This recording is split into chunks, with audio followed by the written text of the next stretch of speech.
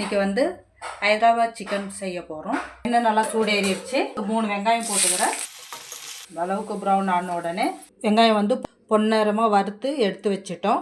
200 gram தயிர் விட்டுன்னுக்கிறேன். வெங்காயம் போட்டுடலாம்.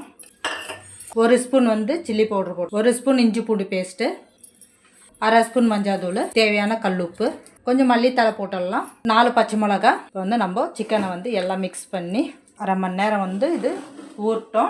மசாலா ரெடி பண்ணிக்கலாம். ஹைதராபாத் சிக்கனுக்கு வானல் காஞ்சிடுச்சு.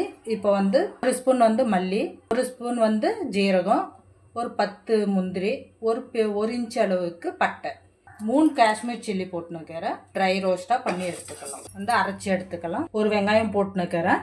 எண்ணெய் சூடேறி வச்சு ஒரு 2 பிரியாணி இலை போட்டுக்கலாம். நம்ம அரைச்சி வச்ச மசாலா வந்து போட்டுடலாம்.